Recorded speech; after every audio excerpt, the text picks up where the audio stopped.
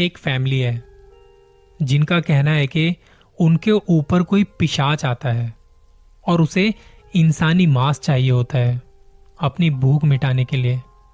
आखिरी बार इन लोगों को एक फार्म हाउस में देखा गया था जहां वो ऐसे ही काम को अंजाम दे रहे थे। युवान धीरे धीरे नींद से जाग रहा था। उसका सर अभी भी भारी था, लेकिन उसके कान आसपास से आ रही हंसी और आवाज को सुन पा रहे थे।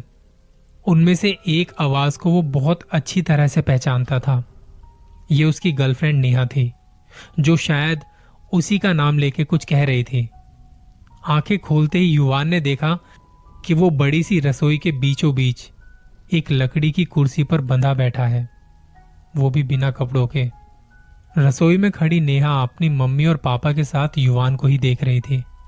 वो धीरे धीरे चलती हुई युवान के पास आई, उसके माथे को चूमते हुए बोली, इनसे मिलो युवान, मेरे मम्मी पापा है। इनसे ही मिलाने तो मैं तुम्हें यहां लेके आई थी। पर एक बात तो तुम्हें बताना भूल ही गई कि आज लंच में तुम हो। यह सुनते ही एक सिरहन सी युवान के पूरे बदन में फैलती चली गई। उसने देखा कि कैसे नेहा के पापा चाकू और बाकी धारदार हथियार तेज कर रहे हैं। उसकी मम्मी किचन में कुछ पकाने की तैयारी कर रही थी। नेहा की मम्मी उसके पापा को कहती, और कितनी देर इंतजार करेंगे, शुरू कीजिए ना, खाना खा के बाकी काम भी तो निपटाने हैं। इतना सुनते ही नेहा के पापा एक तेज धारदार चाकू लिए युवान के सामने आकर खड़े हुए। युवान को यह देखकर लग रहा था कि नेहा और उसके परिवार वाले साथ में मिलकर कोई प्रैंक कर रहे हैं, लेकिन उसकी ये गलतफहमी तब दूर हुई जब नेहा के पापा ने वो चाकू युवान के बाह में उतार दिया। दर्द से तड़पते हुए युवान का खून उसके हाथों से गिरते हुए जमीन पर बह रहा था। और उसके बाद नेहा की मम्मी ने युवान की बाह से एक छोटा सा मांस का टुकड़ा अलग कर दिया। उस टुकड़े को पानी में धोकर कढ़ाई में पकाना शुरू कर दिया। युवान को वहां अपने ही मांस के पकने की बू आ रही थी। इधर नेहा और उसके पापा युवान के जिस्म को धीरे धीरे काट रहे थे। युवान दर्द से पागलों की तरह चीख रहा था।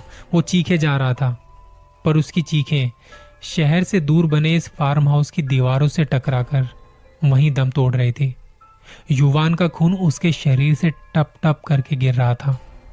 इसके बाद नेहा के पापा ने युवान के जिस्म को और काटना शुरू किया। वो उसकी जांग से मांस का एक बड़ा टुकड़ा अलग करने ही वाला था कि इतने में उनके दरवाजे पर किसी ने दस्तक दी। नेहा और उसके परिवार वालों की सांसें मानो थमसी गई। कौन हो सकता है? इसका कोई दोस्त या रिश्तेदार तो नहीं? नेहा ने अपने पापा को कहा, इसके बारे में किसी को नहीं पता। ये कहते ही पापा के साथ दरवाजा खोलने चली गई। युवान का खून उसके हाथों से बहकर फर्श को चिकना कर चुका था। वो महसूस कर पा रहा था कि कैसे वो रस्सी की जकड़ के बीच से अपना हाथ हिला पा रहा था। उसने अपने आप को छुड़ाने की कोशिश की ही थी कि इतने में नेहा की मम्मी उसके सामने आ खड़ी हुई।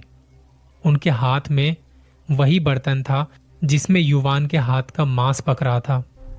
युवान उन्हें देखकर कुछ सोच पाता उससे पहले ही मांस का एक टुकड़ा युवान के मुंह में फंसा दिया।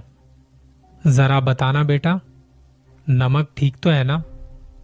युवान के मुंह में अब उसी का पका हुआ मांस था। वो अपने ही जिस्म के हिस्से को चख रहा था, मगर उससे भी ज्यादा खास बात यह थी कि युवान अब रस्सी की जकड़ से खुद को आजाद कर चुका था। युवान का सर तेजी से आगे आया और नेहा की मम्मी के मुंह से टकराया।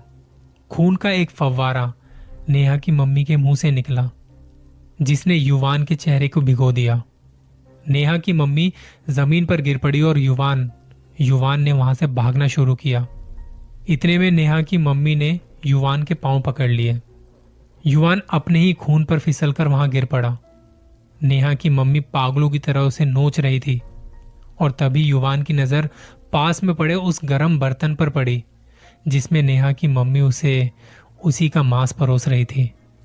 युवान ने वो उठाया और मम्मी पर बरसाना शुरू किया, जिसके बाद वो बेहोश हो गई।